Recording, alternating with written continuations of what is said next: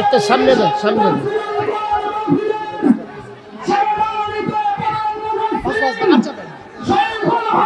ভালো আছে কেমন সবাই ভালো আছে?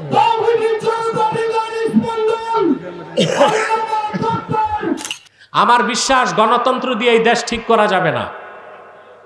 এই দেশে লাগবে সোর্ড অফ জাস্টিস, ন্যায় বিচারের তরবারি। ওটার আরেক নাম জিহাদের তরবারি। এটা ছাড়া এই দেশ ঠিক করতে পারবেন না। আরেকটা পারেন, যদি উত্তর কোরিয়ার প্রেসিডেন্ট, তাকে আমি বলি ওয়াইল্ড ডিক্টেটর প্রেসিডেন্ট কিম জন উন নাকি, এই ব্যাটারি যদি এর বাংলাদেশে দেন 1 ঘন্টায় দেশ ঠিক করে দিবে।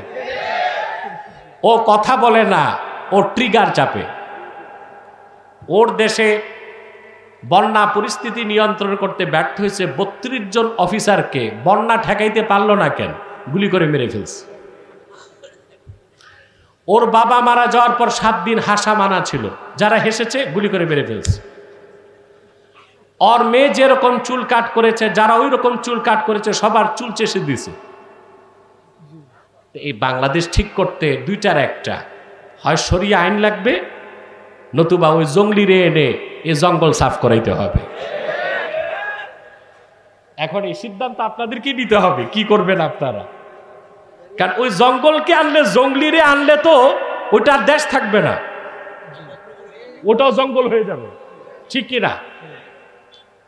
তো বলছিলাম বাংলাদেশের সমস্যার অন্ত নাই। বাংলাদেশে আগে ছিল বুদ্ধিজীবী, এখন এদের ভাত নাই।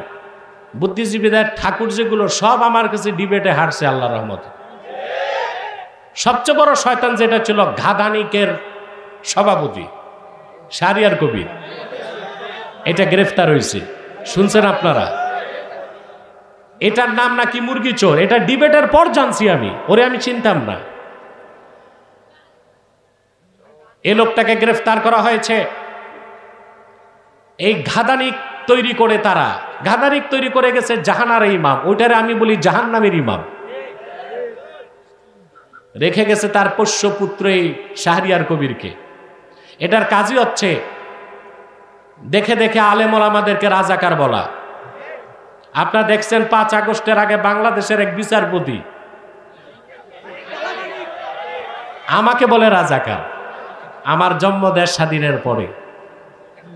আমি চিন্তা করলাম, এইরকম পাগল যখন আদালতে বিচারে রায় দিছে, তো কত অন্যায় রায় দিছে। আমাকে যদি বলে রাজাকার, এই পাগল, এটা তো শুধু পাগল না, কুখ্যাত জিন্দিক, নাস্তিক, কাফের, এটা আমাকে রাজাকার বলে। তো শাহরিয়ার কবির গ্রেফতার হয়েছে। পরে জানলাম 1971 সালে পাকিস্তানি ক্যাম্পে সে দেশি মুরগি সাপ্লাই করত। আসুন তিলাওয়াতের মাধ্যমে আমরা আলোচনায় প্রবেশ করি। আপনারাও পড়ুন, আমিও পড়ি। আউযু বিল্লাহি মিনাশ শাইতানির রাজীম। বিসমিল্লাহির রহমানির রহিম। আলিফ লাম রা। কিতাবুন আনজালনাহু ইলাইকা লিতুখরিজান নাসা মিনায-যুলুমাতি ইলান-নূর। আল্লাহ তাআলা সূরাটি শুরু করলেন অক্ষর দিয়ে, আলিফ লাম মিম। কত অক্ষর? তাফসীরের পরিভাষায় বলা হয় হুরুফুল মুকাত্তাআত। কোরআন শরীফের অনেকগুলো সূরা শুরু করছেন আল্লাহ এই অক্ষর দিয়ে, আলিফ লাম মিম, আলিফ লাম রা, ইয়াসিন, তাহা, এইরকম অসংখ্য সূরার শুরু করেছেন তিনি হুরুফুল মুকাত্তাআতের মাধ্যমে। এখন এই হুরুফুল মুকাত্তাআতগুলোর অর্থ আমরা জানি না, জানি? কথা বলেন। সকল মুফাসসির, পাখাটা একটু ঘুরায় দেন, আমার ঠান্ডাতে একটু অন্যদিকে দিয়ে। সকল মুফাসসির হুরুফে মুকাত্তাতের ব্যাখ্যায় লিখেছেন আল্লাহু আ'লামু বিমুরাদিহি বিযালিক। এগুলোর অর্থ আল্লাহই ভালো জানেন। তবে আমার একটা বক্তব্য আছে, আল্লাহ তো অবশ্যই জানেন, আল্লাহ কোরআনের মালিক, তবে আল্লাহর হাবিবও জানতেন। যদি বলা হয় না রাসূলুল্লাহ নিজেও এগুলোর অর্থ জানতেন না, তাহলে তো বলতে হয় এগুলো কোরআন শরীফে অনর্থক নাজিল হয়েছে। আল্লাহর কোরআনের শুরু থেকে শেষ পর্যন্ত এমন একটা অক্ষর নাই যেটার অর্থ রাসূলুল্লাহ নিজে জানতেন না। আল্লাহ রাব্বুল আলামিন বলেন, লা তুহাররিক বিহি লিসানাকা লিতা'জালা বিহি ইন্না আলাইনা জামআহু ওয়া কুরআনাহু ফাইযা ক্বরা'নাহু ফাত্তাবি' কুরআনাহু সুম্মা ইন্না আলাইনা বায়ানাহু। মুহাম্মদ সাল্লাল্লাহু আলাইহি ওয়াসাল্লাম, কোরআনকে আত্মস্থ করার জন্য আপনার জবান মোবারক দ্রুত সঞ্চালন করবেন না, এটার দরকার নাই। বরং আমি যখন কোরআন নাজিল করব আপনি শুনবেন, শুনলেই হবে। আপনার সিনায় কোরআন জমা করার দায়িত্ব আমি আল্লাহ। আর কোরআন শরীফের যে অংশ আপনি বুঝবেন না তা ব্যাখ্যা করে দেবার দায়িত্ব আমি আল্লাহ। তাহলে বিসমিল্লাহর বা থেকে মিনাল জিন্নাতি ওয়ান নাসের সিন পর্যন্ত প্রতিটি বাক্যের, প্রতিটি শব্দের, প্রতিটি অক্ষরের অর্থ রাসূলুল্লাহ জানতেন। কে জানাই দিয়েছে? এখন কেউ যদি বলে শুধু আলিফ লাম মিম সহ যত হুরুফে মুকাত্তাত এগুলোর অর্থ রাসূলুল্লাহ জানতেন না, ওইটা কি জাহেল নির্বোধ না? আল্লাহ জানেন, তার হাবিব জানতেন, উম্মতকে জানানোর দরকার নাই, এই জন্য আমরা জানি না। কথা এতটুকু। এরপর আল্লাহ তাআলা বলেন, কিতাবুন আনজালনাহু ইলাইকা লিতুখরিজান নাসা মিনাজ-যুলুমাতি ইলান-নূর। এই কিতাব কোরআন মুহাম্মদ সাল্লাল্লাহু আলাইহি ওয়াসাল্লাম আপনার উপর আমি নাজিল করেছি যেন আপনি গোটা বিশ্ব মানবতাকে অন্ধকার সমূহ থেকে বের করে একটি নূরের দিকে আনতে পারেন। সেই নূর হচ্ছে ইসলাম, সেই নূর হচ্ছে ঈমান। সুবহানাল্লাহ। আল্লাহ তার হাবিবের দ্বীনকে বলেছেন নূর। নূর অর্থ কি? আলো। সুবহানাল্লাহ বলেন। নূর কেমন আলো তাও বুঝতে হবে। একটা হচ্ছে নার। নার অর্থ কি? আগুন। এখন আগুন ধরালে আলো বের হয় না, নিভায় দিলে আলো শেষ। আবার এই যে সূর্যের আলো, এটাকে বলা হয় দাউন, দিয়া। মেঘ আসলে আর আলো পাই না, সূর্য ডুবে গেল আলো পাই না। পাই? কথা বলে না। আবার কিয়ামত হবে, সূর্য ধ্বংস হয়ে যাবে, কিছুই পাবো না। নূর হচ্ছে এমন আলো যা কোনো দিন নিবে না। আজাল থেকে নূর, এখনো নূর, কিয়ামত তক নূর থাকবে। সেটা হলো আল্লাহর কালাম কোরআন। বলেন সুবহানাল্লাহ। ওই রকম নূর আল্লাহ বলেছেন তার হাবিবের আনিত দিন ইসলামকে। বলেন সুবহানাল্লাহ। ইসলাম গতানুগতিক কোনো ধর্ম নয়। ইসলাম হচ্ছে আল্লাহ কর্তৃক স্বীকৃত, মনোনীত, প্রেরিত পূর্ণাঙ্গ জীবন বিধান। আমার দেশের শতকরা ৮৮ জন মুসলমান ইসলাম সম্পর্কে সুস্পষ্ট ধারণা তাদের নাই। ইসলামকে আল্লাহ নূর বলেছেন। ইসলামের পরিচয় দিতে যে আল্লাহ তাআলা আরেক জায়গায় বলেন, ইসলামের একটা বিশেষণ আল্লাহ উল্লেখ করেছেন, ফামান ইয়াকফুর বিত-তাগুতি ওয়া ইউমিন বিল্লাহি ফাকাদ ইসতামসাকা বিল উরওয়াতিল উসকা। আর যে ব্যক্তি তাগুতকে অস্বীকার করলো, আল্লাহর উপর ঈমান আনলো, ফাকাদ ইসতামসাকা বিল উরওয়াতিল উসকা, সে একটা শক্ত হাতলকে ধরলো, যে হাতল তাকে জান্নাত পর্যন্ত পৌঁছায় দিবে। ইসলামকে আল্লাহ বলেছেন উরওয়াতুন উসকা, শক্ত হাতল, যা ধরলে মানুষের নাজাত হবেই, মুক্তি হবেই, বেহেশত পর্যন্ত ইসলাম পৌঁছায় দিবে। বলেন সুবহানাল্লাহ। আল্লাহ রাব্বুল আলামিন ইসলামের আর একটা বিশেষণ উল্লেখ করেছেন। তিনি শুধু ইসলামকে নূর বলেন নাই, ইসলামকে তিনি নূরুল্লাহ বলেছেন। নূরুল্লাহ অর্থ কি? আরে ভাই, আমি কি কবরস্থানে না মাহফিলে? তোমাদের এনভায়রনমেন্ট সাপোর্ট লাগবে তো। মাহফিলের ময়দানকে কবরস্থান বানায়ও না, জবাব দিতে হবে। আল্লাহ ইসলামকে শুধু নূর বলেন নাই, নূরুল্লাহ বলেছেন। আল্লাহ নূর। সুবহানাল্লাহ। আল্লাহ পাক বলেন, ইউরিদুনা লিইউতফিউ নূরাল্লাহি বিআফওয়াহিহিম ওয়াল্লাহু মুতিম্মু নূরিহি ওয়ালাউ কারিহাল কাফিরুন। আল্লাহ পাক বলেন, কাফের মুশরিকরা আল্লাহর নূরকে তাদের মুখের ফু দিয়া নিভায় দিতে চায়। অবশ্যই আল্লাহ রাব্বুল আলামিন তার হাবিবের আনিত দ্বীন ইসলাম, যেটা আল্লাহর নূর, সেটাকে পরিপূর্ণতা দান করবেন। আল্লাহ তাআলা প্রায় ১৫০০ বছর আগে তার হাবিব মুহাম্মদ সাল্লাল্লাহু আলাইহি সাল্লামের রক্ত ঝরা দ্বীন ইসলামকে পরিপূর্ণ করে দিয়েছেন। সেটাকে আল্লাহ নিজের নূর বলেছেন। কিয়ামত তক পৃথিবীর সমস্ত তাগুত, কাফের মুশরিক, বেঈমান, পরাশক্তি, অপশক্তি, ধরাশক্তি মিলেও এই যে আল্লাহর নূর ইসলাম, তার এক সরিষা পরিমাণ ক্ষতি করতে পারবে না। পারবে? আমাদের দেশে সাধারণ জনগণ তো দূরে থাক, আলোচক, বক্তা বা স্কলাররাও একটা ভুল করে অনিচ্ছায়। কথায় কথায় বলে আমরা যদি সতর্ক না হই ইসলামের ক্ষতি হয়ে যাবে। না, ইসলাম ক্ষতি হওয়ার জিনিস না। মুসলমানের ক্ষতি হইতে পারে, ইসলামের ক্ষতি হইতে পারে না। ইসলামের রক্ষক কে? ইসলাম আল্লাহর নূর। এটার এক জাররা পরিমাণ ক্ষতি কেউ করতে পারে না। এই পৃথিবীতে ১৫০০ বছর আগের ইতিহাস যদি আমরা দেখি, আজ পর্যন্ত পৃথিবীতে কত অপশক্তি ইসলামকে মিটাবার চেষ্টা করেছে। যারাই চেষ্টা করেছে তারা মিটে গিয়েছে। ইসলামের ক্ষতি কেউ করতে পারে নাই, কিয়ামত তক পারবে না।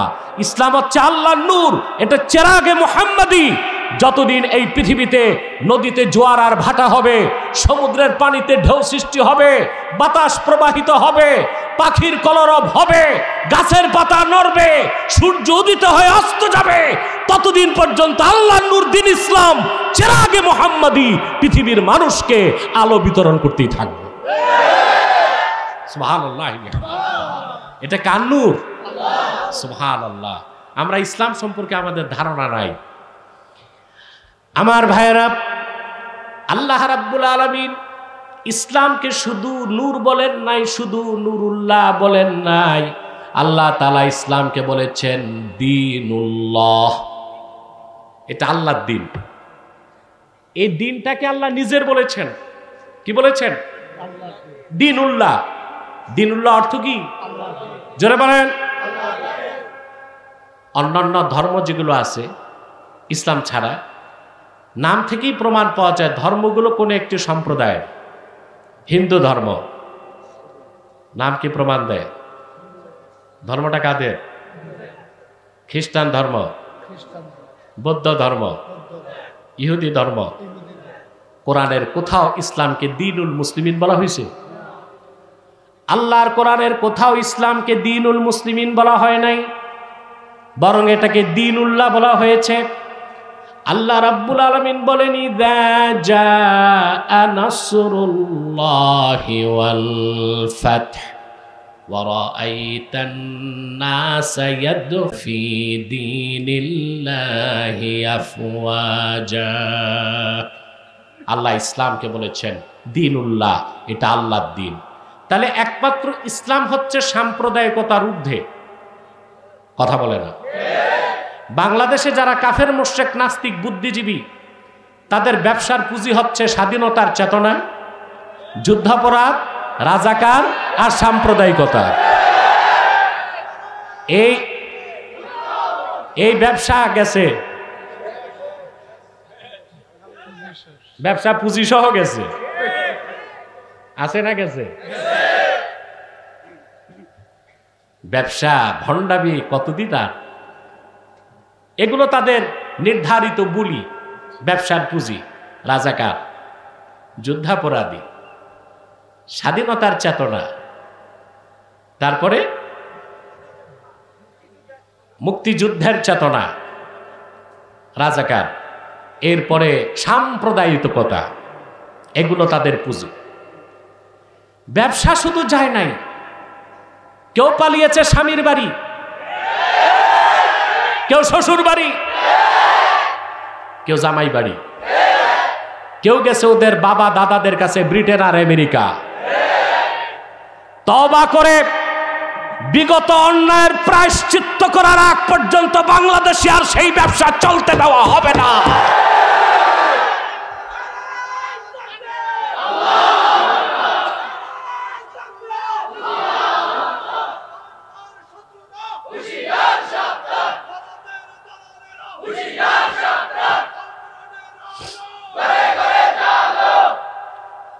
আজকে আবার হিন্দুদেরকে মাঠে নামিয়েছে, ইসকনকে। হিজবুত তাহরির খেলাফত চায়, ওদের নিষিদ্ধ করা হয়েছে। মাদ্রাসা বন্ধ করা হয়, বিভিন্ন সংগঠনকে নিষিদ্ধ করা হয়, কিন্তু যে ইসকন সরাসরি সন্ত্রাসী কাজকে হাতে নিয়েছে, জাতীয় পতাকার উপর তাদের ধর্মীয় গেরুয়া পতাকা উঠালো, বাংলাদেশের মানুষের অন্তর্বর্তী সরকারের কাছে দাবি হচ্ছে একটি সন্ত্রাসী সংগঠন হিসেবে ভারতের র কর্তৃক পরিচালিত ইসকনকে বাংলাদেশে নিষিদ্ধ করতে হবে। বাংলাদেশে চলতে দেওয়া হবে না। এটা বাংলাদেশে দাঙ্গা লাগাবে, সাম্প্রদায়িকতার ধোঁয়া তুলে দাঙ্গা সৃষ্টি করবে। ওদের পক্ষে আবার ট্রাম্প, এটা তো ড্রাম। হিন্দুদের প্রীতিতে আবার স্ট্যাটাস দিছে সোশ্যাল মিডিয়া অ্যাক্সে। ট্রাম্পকে মনে রাখতে হবে, এটা বাংলাদেশ। এদেশের মানুষ ৪৫ মিনিটে গণভবন দখল করছে। এই বাংলাদেশে পশ্চিমা কোন এজেন্ডা বাস্তবায়ন করতে দেওয়া হবে না। 14 কোটি মুসলমান যেভাবে চায় সেভাবে বাংলাদেশ বানাবে, ঠিক না? ইসলাম হচ্ছে সাম্প্রদায়িকতার ঊর্ধ্বে। প্রত্যেকটা ধর্মই সাম্প্রদায়িকতার দোষে দুষ্ট। আর ইসলাম শুধু মুসলমানের জন্য না, আল্লাহর হাবিব রাহমাতুল্লিল আলামিন মুহাম্মদ সাল্লাল্লাহু আলাইহি সাল্লাম এই দিন এনেছেন আল্লাহর কাছ থেকে। এই দিন হচ্ছে দিনুল্লাহ, আল্লাহর দিন। অতএব ইসলামী শরিয়া দিয়া দেশ চলুক, এটা চাওয়া কি সাম্প্রদায়িকতা হবে? দিন হচ্ছে আল্লাহর দিন, দিনুল্লাহ। জমিন হচ্ছে আরদুল্লাহ, আমরা হচ্ছি ইবাদুল্লাহ। দিন কার? জমিন কার? বান্দা কার? দিনুল্লাহ। জমিন হচ্ছে আরদুল্লাহ, আমরা হচ্ছি ইবাদুল্লাহ। আল্লাহর জমিনে আল্লাহর বান্দারা আল্লাহ দিনের আইনকে রাষ্ট্রীয়ভাবে প্রতিষ্ঠিত করবে। এখানে সাম্প্রদায়িকতার কোনো ধোঁয়া তোলার সুযোগ নয়, ঠিক কিনা? ইসলামকে আল্লাহ তাআলা কতগুলো বিশেষণে বিশেষিত করেছেন। ইসলামকে আল্লাহ বলেছেন নূর, ইসলামকে বলেছেন উরওয়াতুল উসকা, ইসলামকে বলেছেন সিরাতে মুস্তাকিম, ইসলামকে বলেছেন আল্লাহ নূরুল্লাহ, ইসলামকে বলেছেন আল্লাহ হুদা, ইসলামকে বলেছেন আল্লাহ নূর, ইসলামকে বলেছেন আল্লাহ দীনুল্লাহ। ইসলাম হচ্ছে পূর্ণাঙ্গ জীবন বিধান। এই কোরআনের মাধ্যমে আল্লাহর হাবিব মুহাম্মদ সাল্লাল্লাহু আলাইহি সাল্লাম ইসলামকে প্রতিষ্ঠিত করেছেন। আর এই কোরআনের মাধ্যমে তিনি গোটা বিশ্ব মানবতাকে অন্ধকার থেকে মুক্ত হয়ে ইসলামের পথ দেখিয়েছেন ১৫০০ বছর আগে। বলেন সুবহানাল্লাহ। এরপরে আল্লাহ তাআলা বলেন বিইذনি রাব্বিহিম ইলা সিরাতিল আজিজিল হামিদ। সুবহানাল্লাহ। মুহাম্মদ সাল্লাল্লাহু আলাইহি সাল্লাম, আপনার উপর কোরআন নাজিল করেছি যেন আপনি গোটা মানব জাতিকে অন্ধকার সমূহ থেকে একটি নূর তথা ইসলামের দিকে বের করে আনেন, মানব জাতির রবের অনুমতিতে। আবার ইসলামকে আল্লাহ বললেন ইলা সিরাতিল আজিজিল হামিদ। এই ইসলাম হচ্ছে যিনি আজিজ, যিনি হামিদ, ওনার মনোনীত পথ। সুবহানাল্লাহ বল। ইসলাম কার পথ? ইসলাম কার মত? আমাদের দেশে কিছু সাধারণ জনগণ প্রায় একটা কথা বলে, এই হুজুর বলে এইটা, এই হুজুর বলে এইটা, যাব কোন পথে?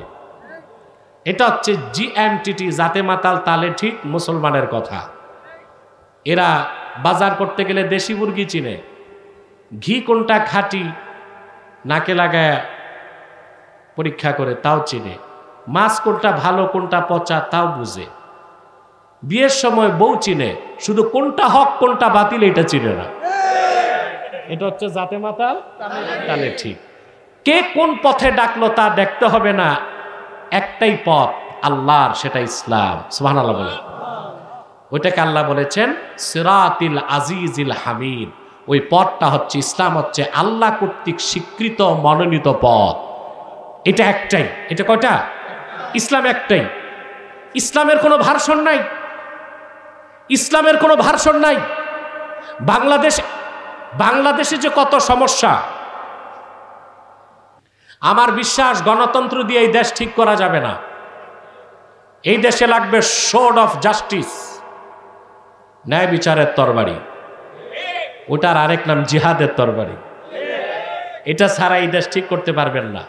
আরেকটা পারেন, যদি উত্তর কোরিয়ার প্রেসিডেন্ট, তাকে আমি বলি উইল্ড ডিক্টেটর প্রেসিডেন্ট কিম জন উন নাকি, এই ব্যাটারি যদি এর বাংলাদেশে দেন 1 ঘন্টায় দেশ ঠিক করে দিবে। ও কথা বলে না, ও ট্রিগার চাপে। ওর দেশে বন্যা পরিস্থিতি নিয়ন্ত্রণ করতে ব্যর্থ হয়েছে, 32 জন অফিসারকে বন্যা ঠেকাইতে পারল না কেন, গুলি করে মেরে ফেলছে। ওর বাবা মারা যাওয়ার পর 7 দিন হাসা মানা ছিল, যারা হেসেছে গুলি করে মেরে ফেলছে। ওর মেয়ে যেরকম চুল কাট করেছে, যারা ওই রকম চুল কাট করেছে সবার চুল চেষে দিছে। এই বাংলাদেশ ঠিক করতে দুইটার একটা, হয় শরিয়া আইন লাগবে, নতুবা ওই জঙ্গলিরে এনে এই জঙ্গল সাফ করাইতে হবে। এখন এই সিদ্ধান্ত আপনাদেরকে নিতে হবে, কি করবেন আপনারা। কারণ ওই জঙ্গলকে আনলে, জঙ্গলিরে আনলে তো ওইটার দেশ থাকবে না, ওটাও জঙ্গল হয়ে যাবে, ঠিক কিনা? তো বলছিলাম বাংলাদেশের সমস্যার অন্ত নাই। বাংলাদেশে আগে ছিল বুদ্ধিজীবী, এখন এদের ভাত নাই। বুদ্ধিজীবীদের ঠাকুর যেগুলো সব আমার কাছে ডিবেটে হারছে আল্লাহর রহমতে।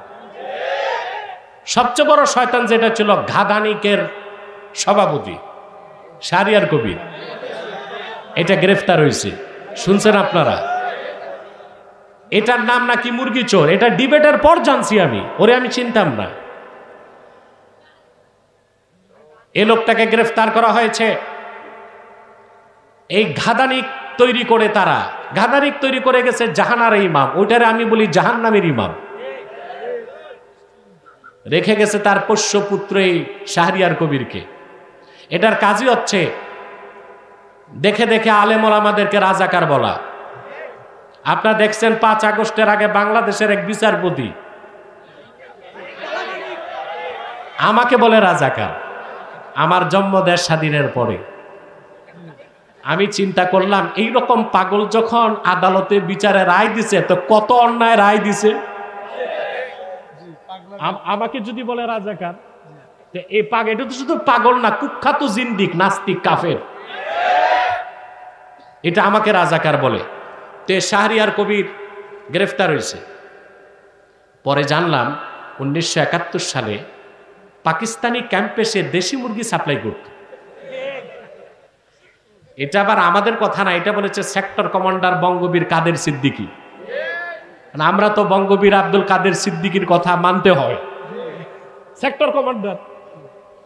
আর স্বাধীনতা যুদ্ধে 71 সালে শাহরিয়ার কবির কোথায় ছিল কেউ জানে না, তাহলে পাকিস্তানি ক্যাম্পে ছিল। চোরের মার বড় গলা, আর এটা হচ্ছে চোরের বাপ, পুরুষ তো। এটা আমাদেরকে রাজাকার বলে, যুদ্ধাপরাধী বলে, আলেম ওলামারে ফাঁসির জন্য চিল্লাচিল্লি করছে। আমার দৃষ্টিতে 1971 সালে যে পাক হানাদার আমার দেশের নিরীহ মুসলমানকে হত্যা করেছে, তাদেরকে দেশি মুরগি সাপ্লাই করে এনার্জি ক্রিয়েট করে শাহরিয়ার কবিরও যুদ্ধাপরাধী হয়ে গেছে। আমরা তার ফাঁসি চাই। শাহরিয়ার কবির সহ যারা ভারতের দালালি করেছে এতদিন, তারাও হচ্ছে যুদ্ধাপরাধী, দেশের শত্রু।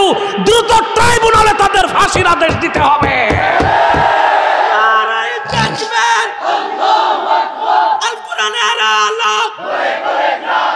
ভারতের দালালেরা ফাঁসি ফাঁসি ফাঁসি চাই, ফাঁসি ফাঁসি ফাঁসি চাই, ভারতের দালালদের। সম্মানিত সুধী, ইসলামের কোনো ভার্সন নাই। বুদ্ধিজীবীদের ভাত গেছে, পুরান পাগলের ভাততে এখন নতুন পাগল বের হয়েছে 5ই আগস্টের পরে। এদের নাম বলবো? রাষ্ট্রচিন্তক। রাষ্ট্রচিন্তক ওনারা রাষ্ট্র নিয়ে চিন্তা করতেছে। এদের ঠাকুর হচ্ছে ফরহাদ মজহার। এই লোকটা বলেছে, এই যে যত সমন্বয়ক দেখেন, শীর্ষ সমন্বয়ক যারা, এদের ব্রেন ওয়াশ ও করে। তবে আলহামদুলিল্লাহ সমন্বয়কদের একটা বিরাট অংশ তো আমার কাছেও আসে, আমি আবার পজিটিভটা ওয়াশ করি। তো ফরহাদ মজহার বলেছে বাংলাদেশে আরবের ইসলাম চলবে না। তা আরবের ইসলাম ছাড়া তো ইসলামই নেই। এই কথা বলে তার কুফর হয় নাই, সে কাফের হয় নাই। মানুষ অপবাদ দেয় আব্বাসী হুজুর কথায় কথায় কাফের বলে, কথায় কথায় যারা কুফর করে তাদেরই কথায় কথায় কাফের বলি। আমার কাছে শীর্ষ সমন্বয়ক যখন আসলো কয়েকজন, আমি বলেছি তাকে ডিবেটের চ্যালেঞ্জ করো, অনলাইনে না অফলাইনে সরাসরি টিএসসিতে যাব। আমি রাজি হয় নাই। সুরত দেখছেন তার, লম্বা কুর্তা, তারপরে আলিগুড়ি পায়জামা এত মোটা, ওটার ভিতর নাতিরে ঢুকানো যাবে। রবি ঠাকুরের মতো লম্বা দাড়ি, 3 ইঞ্চি মোটা মোচ, দাঁত কটা করা যায় না, কিমভূত কিমাকার টুপি, পিছনে সরস্বতীর মূর্তি, সামনে লালনের বেহালা। উনি হচ্ছে রাষ্ট্রচিন্তক। কি রকম বাংলাদেশ তৈরি হবে উনি বুদ্ধি দিবে। আমরা গাঁজা খাই নাই যে তোমার বুদ্ধিতে রাষ্ট্র বানাবো। আগামীর বাংলাদেশ হবে ইসলামের বাংলাদেশ। আগামীর বাংলাদেশ হবে আলেম ওলামার নেতৃত্বের বাংলাদেশ। এটা জনগণ সিদ্ধান্ত নেবে ইনশাআল্লাহ। ইসলামের কোনো ভার্সন নাই। এই ফরহাদ মজহার বলে সুফিবাদী ইসলাম লাগবে। ইসলামকে ভাগ করা যাবে? কথা বলে না। আল্লাহ ভাগ করছেন সিরাতিল আজিজিল হামিদ, এটা মহান আল্লাহর নির্ধারিত পথ। সুবহানাল্লাহ। নাস্তিকরা বলে সুফিবাদী ইসলাম, আবার বলে রেডিক্যাল ইসলাম, আবার বলে পলিটিক্যাল ইসলাম। ইসলামকে এত ভাগ করলে অধিকার কে দিছে? ইসলামী রাজনীতির কথা বললেই বলে এটা তো পলিটিক্যাল ইসলাম, জিহাদের কথা বললেই বলে এটা হচ্ছে রেডিক্যাল ইসলাম। আর যারা শুধু তসবি নিয়ে থাকে পীর মাসায় বলে ওনারা ঠিক, ওনারা সুফিবাদী ইসলাম। ইসলামকে না এটা বলে তো তুমি আবার ভুল করছো। ইসলামের কোনো ভার্সন নাই, ইসলাম একটাই। মুহাম্মদ সাল্লাল্লাহু আলাইহি সাল্লাম আল্লাহর পক্ষ থেকে যে পূর্ণাঙ্গ জীবন বিধান এনেছেন, যেটাকে আল্লাহ সিরাতে মুস্তাকিম বলেছেন, সেটাই ইসলাম। ওর বাইরে কোনো ইসলাম নাই। ইসলামী রাজনীতি পূর্ণাঙ্গ ইসলাম নয়, পূর্ণাঙ্গ ইসলামের একটা অংশ। জিহাদ ফি সাবিলিল্লাহ পূর্ণাঙ্গ ইসলাম নয়, পূর্ণাঙ্গ ইসলামের একটা অংশ। তরিকত তাসাউফ পূর্ণাঙ্গ ইসলাম নয়, পূর্ণাঙ্গ ইসলামের একটা অংশ। সেজন্য পলিটিক্যাল ইসলাম, রেডিক্যাল ইসলাম, সুফিবাদী ইসলাম, ইসলামের কোনো ভার্সন বলা যাবে না। ইসলাম একটাই। সুবহানাল্লাহ বলবেন না? তারপরে আসেন পীর মাশায়েখ সুফিবাদী, যাদেরকে বলা হয় সুফি সাধক, ওনারা কি জিহাদ আর ইসলামী রাষ্ট্র ও রাজনীতি করতেন না? কথা বলে না। যাদেরকে সুফি সাধক বলা হয়, সুফি আমি বিশ্বাস করি না, আমি বিশ্বাস করি মুতাসাউফ। তাসাউফ এক জিনিস আর সুফিবাদ আরেক জিনিস। যত ভণ্ডামি চলে সুফিবাদের নামে। আমরা বিশ্বাস করি হক্কানি আল্লাহওয়ালা পীর মাশায়েখগণ তাসাউফ চর্চা করে। তাসাউফ কোরআন হাদিসে আছে। এই তাসাউফ যিনি চর্চা করেন তাকে বলা হয় মুতাসাউফ, আরেফ, সালেক, জাকের, শায়েখ, ফার্সিতে বলা যায় পীর। কিন্তু সুফিবাদের নামে যা হচ্ছে, জেনা বেবিচার, নাচ গান, ঢোল ডক্কর, একতারা দোতারা, কলকি টানাটানি, আর যত শেরকি কথা, কুফরি কথা, এগুলো সুফিবাদের নামে হয়। এগুলো ভণ্ডামি, এগুলোর সাথে ইসলামের কোনো সম্পর্ক নাই। কিন্তু ইতিহাসে যাদেরকে সুফি সাধক বলা হয়, আমাদের পূর্ববর্তী বুজুর্গ যারা, তাদের প্রত্যেকেই দাওয়াত ও তাবলীগের সাথে, তরিকত তাসাউফের সাথে তরবারি সাথে রাখতেন। জিহাদকে তারা বাদ দেন নাই। আর ইমারতে ইসলামিয়া, খেলাফত বা ইসলামী শাসন ব্যবস্থাকেও তারা বাদ দেন নাই। আমি তিনজন বুজুর্গের দৃষ্টান্ত দিচ্ছি। একজন হচ্ছেন সুলতান মাহমুদ বালখি মাহিসাবার রহমতুল্লাহ, বগুড়ার মহাস্তাগরে যার মাজার শরীফ। 440 হিজরিতে তিনি আফগানিস্তানের বালখ নামক রাষ্ট্র থেকে বাংলাদেশে প্রবেশ করেছেন। কত বছর আগে? 1000 বছর আগে। 440 হিজরিতে তিনি এসেছেন। তার ইতিহাস সাক্ষ্য দেয়, ওনার বাবা ছিলেন আফগানিস্তান, তখন নামে আফগানিস্তান ছিল না, বালখ। ওই বালখ নামক অঞ্চলের স্বাধীন সম্রাট ছিল তার বাপ। বাবার বাদশাহী পেলেন তিনি, বাদশাহীকে ত্যাগ করে তিনি দ্বীনের দাওয়াতে বের হলেন। আফগানিস্তানের বালখ থেকে তিনি আসলেন বাংলাদেশের সন্দ্বীপে। সন্দ্বীপ থেকে তিনি নৌকা যোগে গেলেন বগুড়ার মহাস্তাগরে। আপনারা যারা বাংলাদেশ ইতিহাস পড়েছেন জানেন, কষ্ট হচ্ছে আপনাদের? কথা শুনতেছেন? মনোযোগ আছে? ঘুমাচ্ছেন না তো? কে কে ঘুমান একটু হাত উঠান।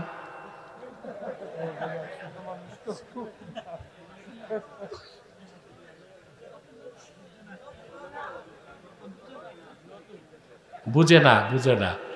আরে মুরব্বী না, এটা বাচ্চা।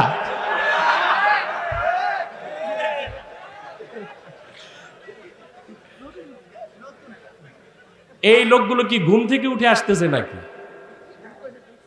এগুলো ঘুমায়, অর্ধেক ঘুমায় তারপর আসছে।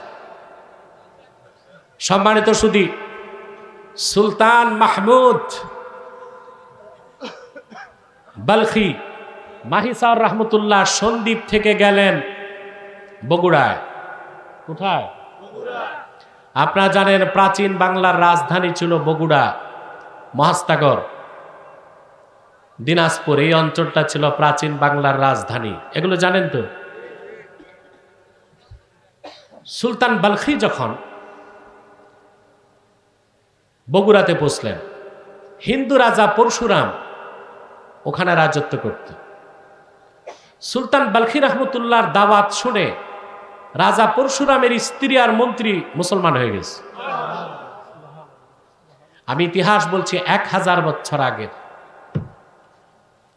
এখন পরশুরাম চিন্তায় পড়ে গেছে যে বড় বেকায়দা, ধর্মও গেছে, রাষ্ট্র যাচ্ছে।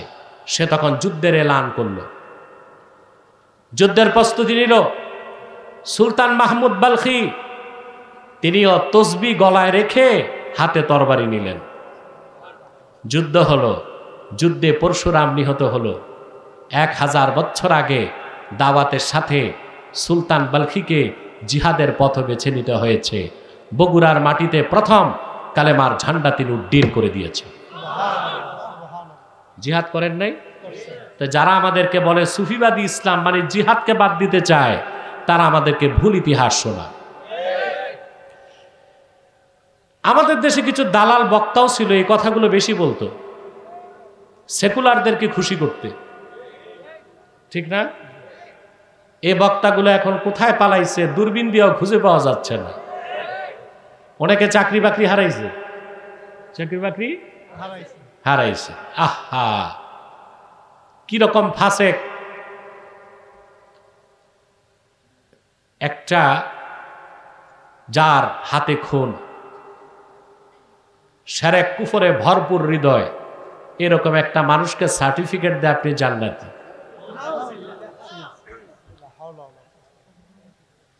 তারপরে আমি প্রতিবাদ করলাম, সে আমার বিরুদ্ধে উঠে পড়ে লাগলো, আমাকে মামলা দিবে, কেস করবে, এটা করবে, সেটা করবে। আমি তো বহাল তবিয়তেই আছি, তুমি আছো কই? চান্দু, তোমার মাও পালাইছে, তুমিও পালাইছো।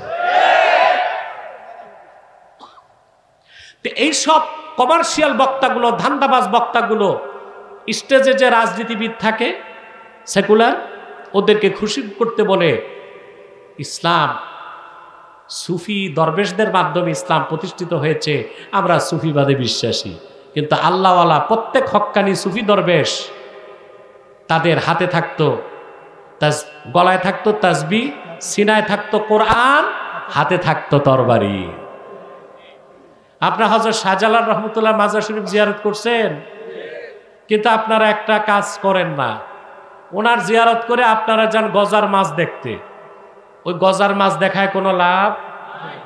আল্লাহর ওলির জিয়ারত করে জাদু করে যাবেন, দেখবেন যে ওখানে 800 বছর আগের হযরত শাহজালালের তরবারিটা রাখা আছে। ইতিহাস সাক্ষ্য দেয় হযরত শাহজালাল ইয়ামানি 360 জন সঙ্গী নিয়ে যখন বাংলাদেশে প্রবেশ করলেন, জায়নামাজে সুরমা নদী পার হলেন, গলায় তার তাসবিহ, সিনায় তার কোরআন, হাতে ছিল তরবারি। গৌর গোবিন্দ যখন সামনে এসে দাঁড়ালো, তার 20 দাঁতকে ভাঙতে হযরত শাহজালাল তরবারি চালালেন। এই ইতিহাস বলা হয় না কেন? হযরত মঈনুদ্দিন চিশতি রহমতুল্লাহ আজমিরে আসলেন। কোথায়? ওখানে ছিল পৃথ্বীরাজ। তিনি খাদেমকে পাঠালেন, যাও পৃথ্বীরাজকে ডাকো। পৃথ্বীরাজ খাদেমকে বলল, আমি রাজা আর উনি ফকির দরবেশ, তো এখানে আমি যাবো কেন, ওনাকে ডাকো। হযরত মঈনুদ্দিন চিশতি খাদেমকে বলল, ঠিক আছে, ও তো এমনি আসবে না, আমি আনতেছি। ওনার পায়ের সামনে 2টা খরম পাঠায় দিয়েছেন। এই খরম যে 2 গালে শুরু করছে পিটা। এখন পৃথ্বীরাজের লোকজন বলল, স্যার, এ তো ওই যে আল্লাহ দরবেশ, এই খরম তো তার পায়ে দেখছি, জলদি যান। দৌড়ায় গেছে হযরত মঈনুদ্দিন চিশতির কাছে। সে কালেমার দাওয়াত গ্রহণ করে নাই। মঈনুদ্দিন চিশতি রহমতুল্লাহ আলাইহি সুলতান মাহমুদ গজনবীকে চিঠি লিখলেন, পৃথ্বীরাজের 20 দাঁতকে উপড়ে দিতে তোমাকে আসতে হবে। মঈনুদ্দিন চিশতির নির্দেশেই সুলতান মাহমুদ গজনবী একবার নয় 17 বার হিন্দুস্তানে আঘাত করেছেন, জিহাদ করেছেন। অতএব সুফিবাদের নামে জিহাদ আর সিয়াসাতুল ইসলামিয়া, ইসলামী রাষ্ট্র ব্যবস্থার কনসেপ্ট থেকে জনগণকে যারা সরায়, তারা ইতিহাসও জানে না, ইসলাম সম্পর্কে তাদের কোনো ধারণা নাই। ইসলাম একটাই, ইসলামের কোনো ভার্সন নাই। রেডিক্যাল ইসলাম বলা যাবে না, পলিটিক্যাল ইসলাম বলা যাবে না, সুফিবাদ ইসলাম বলা যাবে না। ইসলাম একটাই, সিরাতিল আজিজিল হামিদ। এবার আসেন, আজিজ অর্থ হচ্ছে পরাক্রমশালী। আল্লাহ 2টা সিফত উল্লেখ করছেন, একটা হচ্ছে আজিজ, আরেকটা কি? হামিদ। এখানে আজিজ অর্থের বাংলা হচ্ছে পরাক্রমশালী, কিন্তু অর্থটা অপরিপূর্ণ। আজিজ শব্দের ব্যাখ্যা করতে যে আল্লামা ফখরুদ্দিন রাজি লেখেন, আল্লাযী লা ইউজাদু লাহু মিসলুন, আকাশ ও জমিনে যার কোনো মেসাল নাই, দৃষ্টান্ত নাই, উদাহরণ নাই, তিনি হলেন আজিজ। তার মানে সকল আকারের স্রষ্টা আমার আল্লাহ নিরাকার। এটা আহলুস সুন্নাহ ওয়াল জামাতের বিশ্বাস। আল্লাহ আজিজ। আজিজ মানে আল্লাযী লা ইউজাদু লাহু মিসলুন, আকাশ আল নাই। ইমামে আকীদাটা মনে রাখবেন, মনে রাখবেন। আমি একটু ইবারতটা শোনাই দেই, তাহলে মুখস্থ থাকবে। ইমামে ফখরুদ্দিন রাজি লেখেন, قد أجمع العلماء من أمة محمد صلى الله عليه وسلم أن الله عز وجل منزه من الجسم। উম্মতে মুহাম্মাদের সমস্ত হক্কানি আলেম একমত, আমার আল্লাহ রাব্বুল আলামিন দেহ থেকে পবিত্র, সকল আকারের স্রষ্টা আমার আল্লাহ নিরাকার। এখন বলতে পারেন, আল্লাহর হাতের কথা না কোরআনে আছে, ইয়াদুল্লাহি ফাওকা আইদিহিম, হাত তো আছে, ঠিক না? চেহারার কথা আল্লাহ কোরআনে বলেছেন, আল্লাহর কদমের কথা এসেছে কোরআন হাদিসে, তা হাত তো আছে। দেখুন, খুব সূক্ষ্ম মাসালা। আল্লাহর হাত অবশ্যই আছে, তবে কেউ যদি বলে আল্লাহর হাত আমাদের মতো হাত, সে মুশরিক হয়ে যাবে। আবার কেউ যদি বলে আল্লাহর হাত নাই, এটা কুদরত বলতে হবে, তার কুফর হবে, কারণ আল্লাহর সিফতকে অস্বীকার করা যাবে না। তা আকীদাটা কি হবে? ইমামে আজম আবু হানিফা ব্যাখ্যা করেছেন সুন্দর, ফালাহু ওয়াজহুন লাইসা কা উজুহিনা ওয়ালাহু ইয়াদুন লাইসা কা আইদিনা ওয়ালাহু রিজলুন লাইসা কা আরজুলিনা। আমার আল্লাহর চেহারা আছে, আমাদের মতো চেহারা নয়। আমার আল্লাহর হাত আছে, আমাদের মতো হাত নয়। আমার আল্লাহর কদম আছে, আমাদের মতো কদম নয়। ফালাহু ইয়াদুন কামা ইয়ালিকু বিশানিহি। আল্লাহর হাত আছে ওই রকম, যেই রকম হাত আল্লাহর থাকা দরকার আছে। সুবহানাল্লাহ। দেখেন, একটা ছোট্ট উদাহরণ দিচ্ছি। এখানে আমি তো আসলে কোন দিক কি কুমিল্লায় জানি না, ওই আপনার টমসম কোন দিক? হ্যাঁ, আচ্ছা আচ্ছা, টাউন হল কোন দিক? এই দিকে। ওখানে আপনার ওই যে সন্ত্রাসীদের নাম যেই রকম হয়, একটা উদাহরণ দিচ্ছি। হকি স্টিক বল্টু জুতা পেন্টুর মাথা ফাটাই দিস। এখন ওখানে কথা উঠছে, আরে এখানে আব্বাসির হাত আছে। আব্বাসির, এখন আমার হাত কি লম্বা হয়ে টাউন হলে গেছে? এই হাত মানে কি? আমার মেকানিজম এখানে কাজ করছে। আমি হকি স্টিক বল্টুরে বলছি জুতা পিন্টুর মাথা ফাটাও, ঠিক না? তো সব জায়গায় কি হাতের অর্থ একটাই হয়?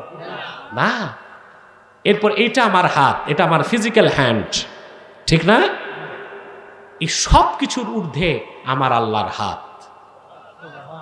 সেটাকে যদি আমরা আমাদের 5 আঙ্গুলের বিশিষ্ট হাত যেমন ওই রকম হাত মনে করি, শিরক হবে। আবার যদি বলি হাত আছে, বলা যাবে না, কুফর হবে। আমাদের কথা হচ্ছে আল্লাহ তাআলার হাত আছে। কথা বুঝতে পারছেন? ইয়াদুল্লাহি মা'লুম ওয়াল কাইফিয়াতু মাজহুল। আল্লাহর হাত আছে এই বিশ্বাস থাকতে হবে, কি রকম চিন্তাও করা যাবে না। সুবহানাল্লাহ। এই জন্য সকল আকারের স্রষ্টা আমার আল্লাহ নিরাকার। ওনার একটা সিফত হচ্ছে আজিজ। কথাগুলো বুঝতেছেন? আজিজ শব্দের আল্লাহর একটা প্রিয় নাম আজিজ। আমি একটা আমল দিব, কথা বলে না। আপনাদের অনেকের মনের আশা পূরণ হয় না, অবৈধ না, বৈধ আস। আপনি চলে যাবেন রে, ঠিক আছে। অনেকে আছে না মেয়েকে পছন্দ করে, কথা বলেন। এখন কোন মেয়েকে বিয়ের আগে কি ভালোবাসা জায়েজ আছে? কথা বলেন। আমাদের দেশে কিছু মৌলভী সাহেব বাইরে হয়েছে, সব হারামকে জায়েজ করার চেষ্টা চলতেছে। যেমন বলে হালাল ভালোবাসা, বিয়ের আগে আবার ভালোবাসা হালাল হয় কেমন করে? কথা বলেন। হালাল হইতে পারে? বিয়ের আগে ভালোবাসা হালাল হয়? হতে পারে? কোন ব্যাংকিং এর সুদ থাকলে ওইটারে হালাল বানানো যাবে? কথা বলে না। আমরা অনেক সময় হারামগুলোকে ব্যবসা করার জন্য হালাল বলার চেষ্টা করি। আল্লাহ তাআলা এইরকম গুমরাহি থেকে আমাদেরকে রক্ষা করুন, বলুন আল্লাহুম্মা আমিন। তাহলে যদি আপনাদের মনের আশা পূরণ না হয়, বিদেশ যাবেন, যেতে পারতেছেন না, আছে না এরকম সমস্যা? ব্যবসায় উন্নতি নাই, চাকরি হচ্ছে না, বেকার। আমি যে আমলটা দিচ্ছি যুবকরা, খুব সহজ আমল। আপনি ফজর নামাজের পর জানামাজ থেকে উঠবেন না, 100 বার দরুদ সালাম পড়ে 1000 বার পড়বেন ইয়া আজিজু। একটা সংখ্যা বাড়বেও না, একটা সংখ্যা কমবেও না। এরপর আবার 100 বার দরুদ সালাম পড়ে আল্লাহর কাছে বলবেন, আল্লাহ তোমার আজিজ নামের উসিলায় আমার এই ন্যাক আশা পূরণ করো। 7 দিনের মধ্যে আল্লাহ তাআলা মনের আশা পূরণ করে দিবেন। পারবেন না? আপনারা আমল নিজেরা করবেন, আন্দাজি কবিরাজের কাছে দৌড়াবেন না। ওরা কিন্তু পয়সা টয়সা দিয়া ধোঁকা দিয়ে দিবে, ঠিক না? এখন কবিরাজের অভাব নেই দেশে, হাজারো কবিরাজ বের হয়ে গেছে। তারপরে পয়সা টয়সা নিয়া আপনাদেরকে ধোঁকা দিচ্ছে কিনা? আল্লাহ বুজুর্গ হক্কানি পীর মাশায়েখদের কাছে যাবেন। কথা বুঝতে পারছেন? তাহলে আল্লাহর একটা নাম হচ্ছে আজিজ, আর একটা হচ্ছে হামিদ। আরেকটা কি? হামিদ। এখানে মাহমুদ অর্থে, কি অর্থে? অর্থাৎ যিনি সকল প্রশংসার হকদার। বলেন সুবহানাল্লাহ। দুইটি সিফাত উল্লেখের পরে আল্লাহ নিজের নামটা নিলেন, আল্লাহিল্লাযী লাহু মা ফিস সামাওয়াতি ওয়া মা ফিল আরদ। আজিজকে, হামিদকে, ইসলাম কার? ইসলাম তার যিনি আল্লাহ, আকাশ ও জমিনের মালিকানা একমাত্র যার হাতে। আকাশ ও জমিনের মালিকানা কার? আমরা যারা কোরআনের রাজনীতি বিশ্বাস করি আমাদের কনসেপ্ট, আর যারা গণতন্ত্রে বিশ্বাসী তাদের কনসেপ্টের পার্থক্য এখানেই। গণতন্ত্র পূজারীরা মনে করে সার্বভৌমত্বের মালিক জনগণ, আর আমরা বলি সার্বভৌমত্বের মালিক সুবহানাল্লাহ। সার্বভৌমত্বের মালিক কে? আর যারা ডেমোক্রেট, মোস্ট ডেমোক্রেট, অতিমাত্রায় গণতান্ত্রিক, গণতন্ত্রকে যারা ধর্ম হিসেবে গ্রহণ করেছে তাদের বিশ্বাস সার্বভৌমত্বের মালিক জনগণ। নজবিল্লাহ বলবেন না? এখন আসেন একটু বুঝেন বিষয়টা। সার্বভৌমত্বের মালিক, এই মিয়া সাহেব বসো, নড়াচড়া করে করে একবারে উঠে দৌড় দাও, ওরে পথ দেন।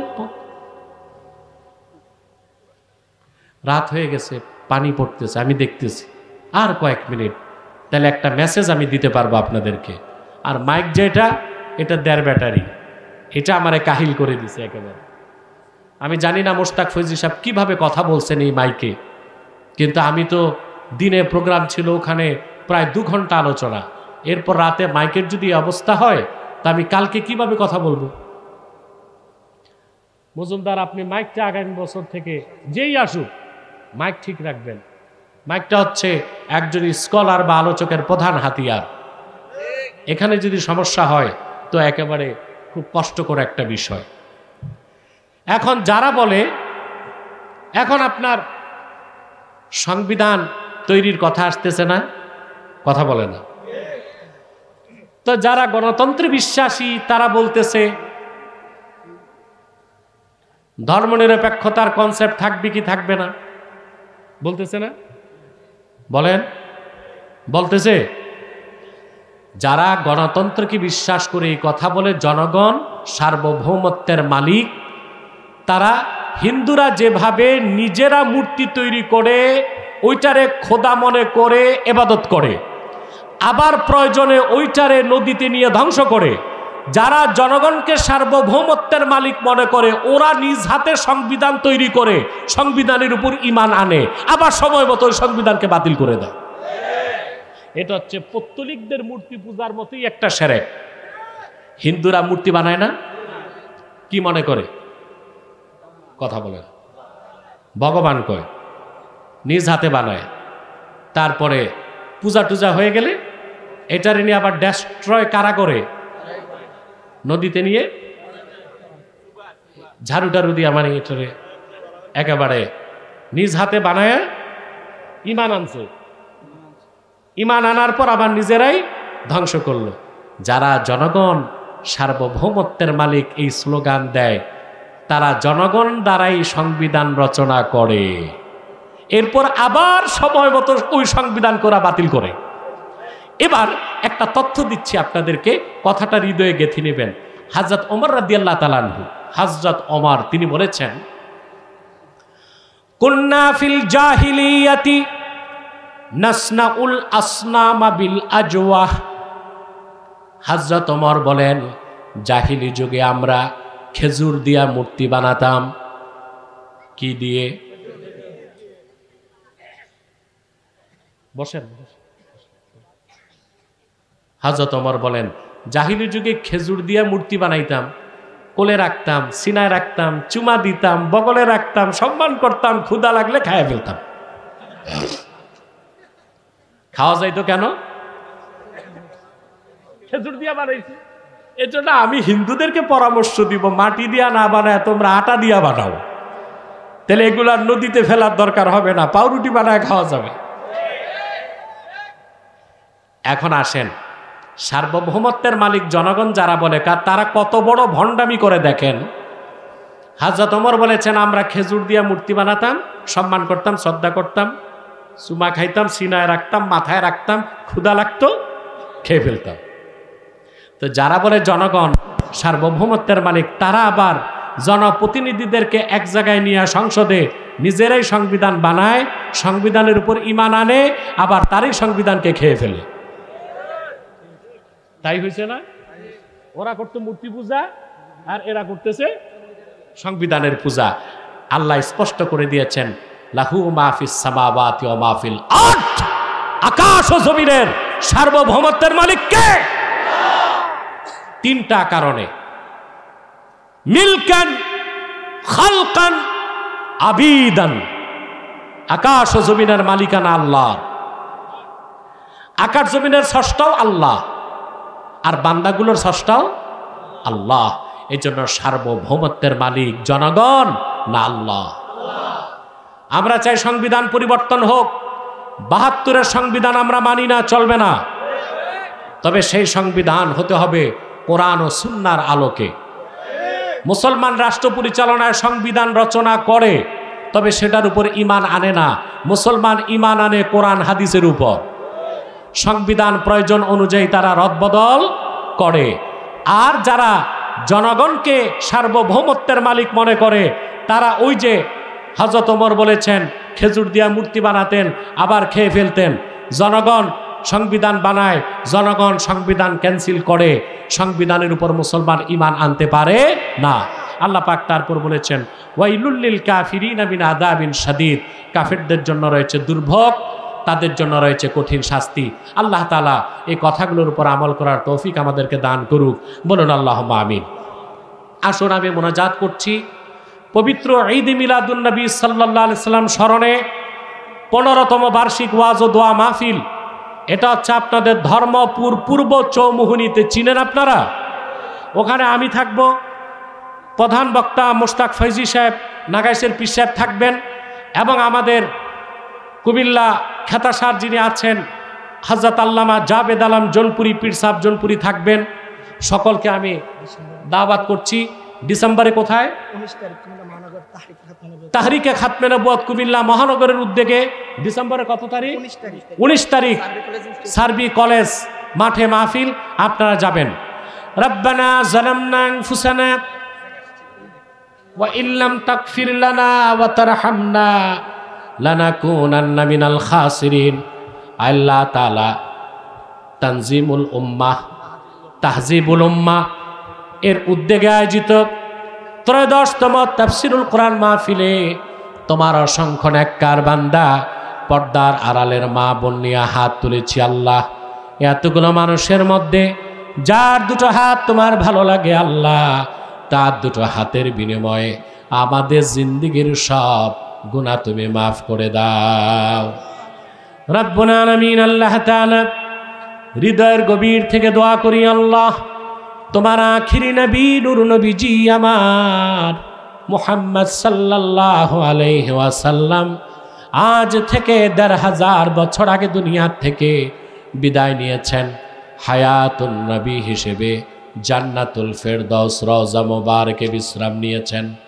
আল্লাহ, জীবনে একবার তোমার আখিরি নবী নূর নবীজি আমার মুহাম্মদ সাল্লাল্লাহু আলাইহি ওয়াসাল্লামের জান্নাতুল ফেরদাউস রওজা মুবারকে উপস্থিত হয়ে গো আল্লাহ, তোমার হাবিবের নূরের কদমে দরুদ ও সালামের হাদিয়া দেবার আগে আল্লাহ তুমি ডাক দিও না। রব্বুল আলামিন, একবার বা একাধিকবার জানা সোনার মদিনায়, নূরের মদিনায় যেতে পেরেছি আল্লাহ।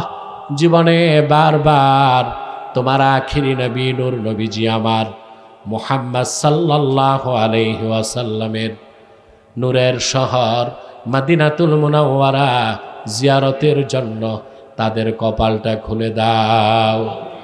হৃদয়ের গভীর থেকে দোয়া করি, আল্লাহ তোমার আখিরি নবী নূর নবীজি আমার মুহাম্মদ সাল্লাল্লাহু আলাইহি ওয়াসাল্লামের নূরের চেহারা মোবারক স্বপ্নে একবার দেখে গো আল্লাহ, জান্নাত ওয়াজিব হবার আগে তুমি ডাক দিও না। একবার বা একাধিকবার যারা আল্লাহ তোমার আখিরি নবী নূর নবীজি আমার মুহাম্মদ সাল্লাল্লাহু আলাইহি ওয়াসাল্লামের নূরের চেহারা মোবারক স্বপ্নে দেখার সৌভাগ্য লাভ করেছি। আল্লাহ জীবনে বারবার